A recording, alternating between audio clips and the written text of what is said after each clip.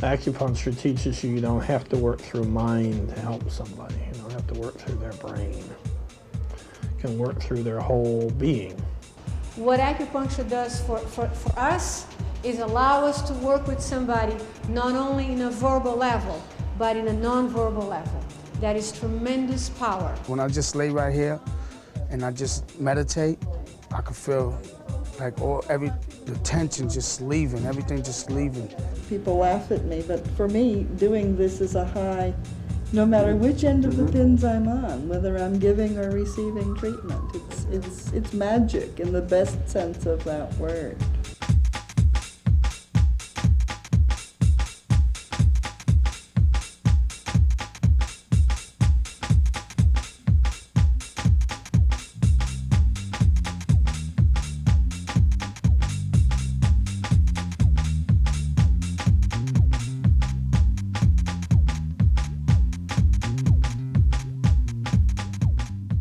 First, we were using methadone to help patients detox, and then after several years, we implemented the acupuncture. And so when we implemented the acupuncture, I thought it was quite strange to use needles on people's ears for addiction. And from what I noticed, our clients really liked the acupuncture. It really helped them to alleviate a lot of the discomforts that they were going through, especially when they were detoxing from methadone. They were down to like 5 milligrams. And so they had all these fears and anxieties about letting go. And when they tried the acupuncture, it really helped to calm those fears and help to relax them. And so they kept on coming back every day, receiving the acupuncture until they were totally drug-free. When we started using the acupuncture, it was 1974, and we is the appropriate term because there are a number of people here who were starting the process. I think none of us were clear how well it would work, and we viewed acupuncture as a sort of metallic version of methadone, that it was something that would make people feel better temporarily. And the idea being if you made people feel better temporarily, then perhaps that would push them over the edge into general behavioral change. That's not a very good theory, but it was certainly a common one at the time. And it took us a while to realize that acupuncture had its own reality, its own nature. The whole concept of how change comes about and so on, I think the acupuncture gradually educated us and educates other people.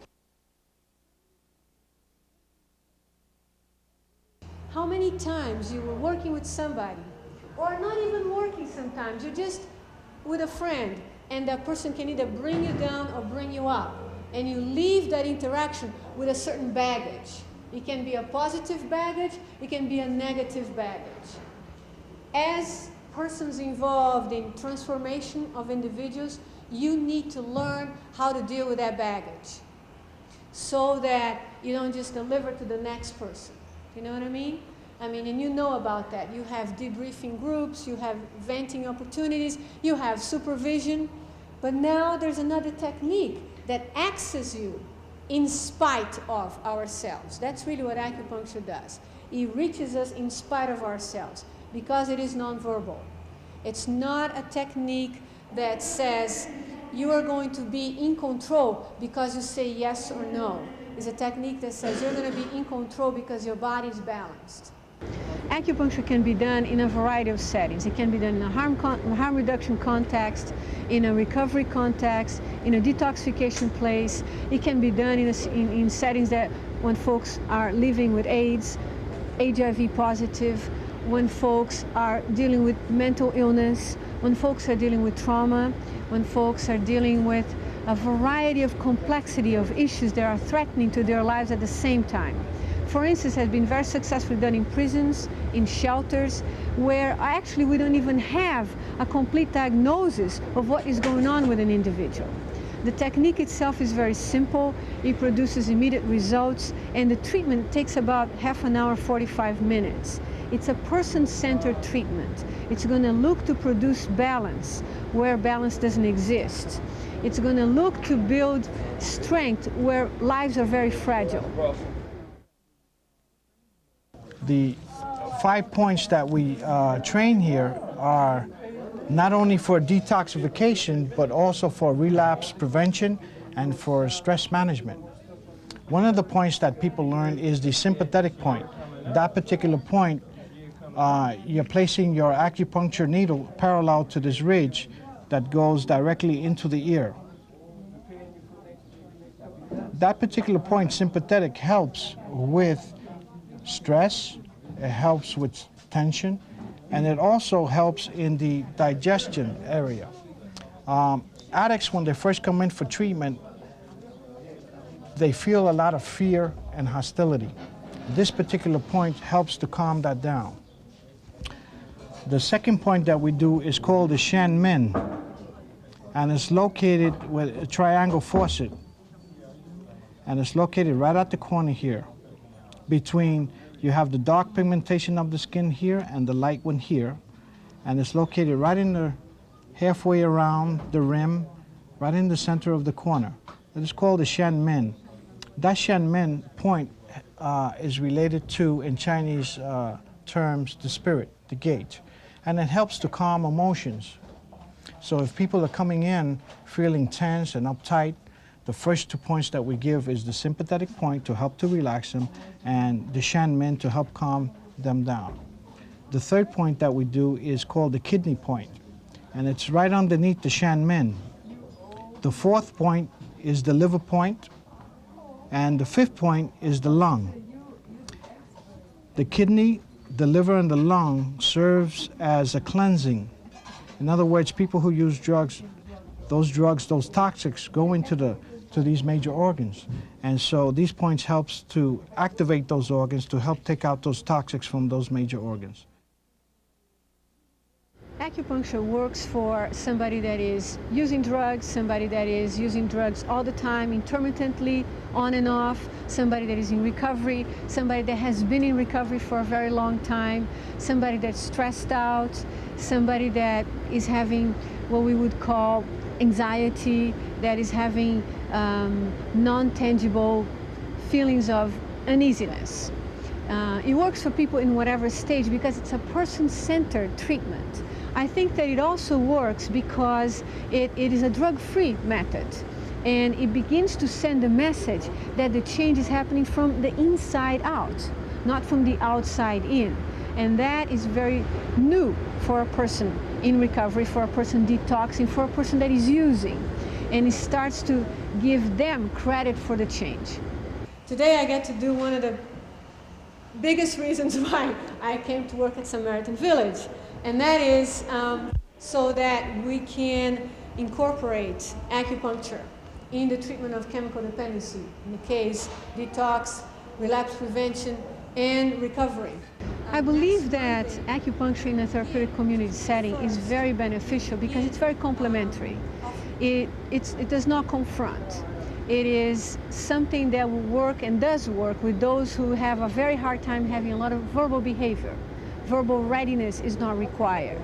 It also helps with people who are very stuck in their own process, stuck in feelings. It helps with fear.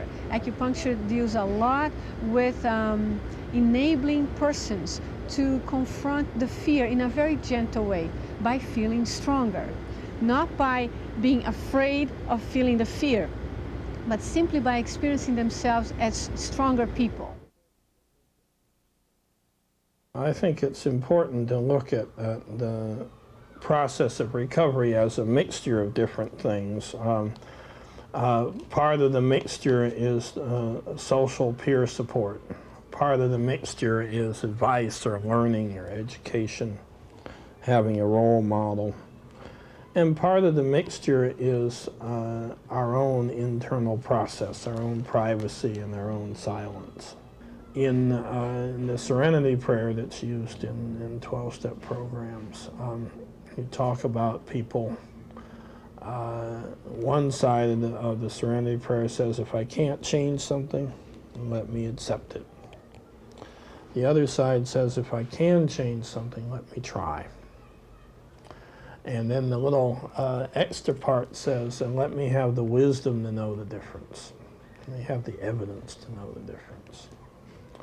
And much of drug treatment, much of healthcare and recovery and behavioral change in general hinges exactly on this issue.